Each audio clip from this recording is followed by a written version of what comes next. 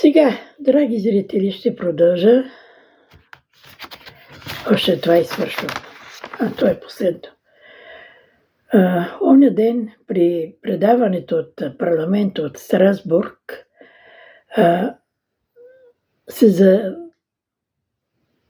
се зачекна въпроса и за имигрантите, за връщане на имигрантите в техните страни. Ами честно да ви кажа, да не прозвучи като самохвалство, но още в началото, като взеха тези върволици от тези парцаливи, окъсани хора, че като взеха да си говори денонощно, каква полза ще имам от тях и така нататък.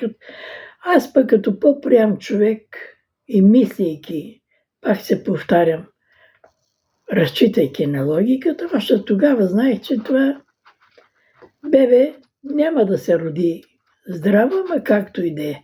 И ето, че дойде време да се каже, че бебето не е родено здраво. То се личеше, ама управниците ни глупави.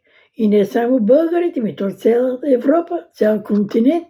Защо другите държави не взимаха така масово от цял свят гнилотията, изпаднали къде политически имигранти, къде хора бягат, за да крадат, за да се наложат на по-хубаво местенце, за по-хубаво гнезденце.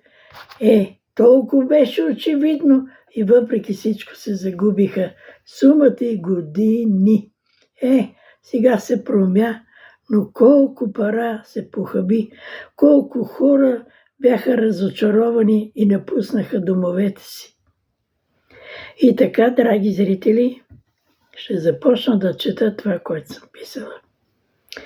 Емигрантите. За тях стана обсъждане и много правилно е връщането на в тяхните страни. Да се приемат само бежанците от война, другите обратно. Хем не се интегрират, хем език не учат, хем не се образоват. Искат да живеят в чужд дом, без работа и те да командват и налагат менталитета си. Откъде на къде? Правилно, но много закъсняло решение. Нима един здравомислещ човек или политик не го знаеше това още преди началото. Толкова по-зле. Или е умишлено, или е направено от глупост. Нима един зрял човек не знае от практиката в живота, че ако в един дом има снахи и всички са от различни националности, ще има ли мир и покой? Не случайно има различни държави и всяка от тях си има менталитет и закони. Бягащият от войната ще е съгласен на всичко, само да спаси семейството си. От ясно по-ясно е, че идват да източват благата на местното население и да го принудят да се изсели. Това е завладяване на територии без война и демографски срив на местното население. Чула съм, че има държави, които приемат бежанци по всяко време, но само образовани, драги зрители. Не и неграмотни. В никакъв случай. Може да греша, но това го има като че ли само в Европа. И нашите неграмотни отидоха в други страни с по-висок стандарт, но отидоха за социални придобивки. Не се интегрират и вече не ги искат. Но България си ги хрантути. Защо ли?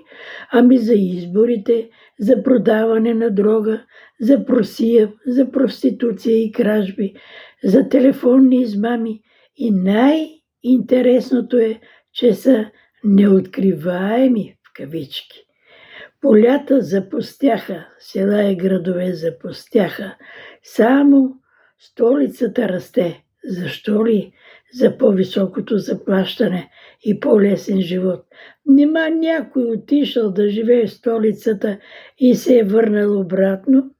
Връщат се само пенсионерите и то от будалък. ще се сблъскат с много липси и то в момент на безсилие и самота, но ще бъде късно за връщане.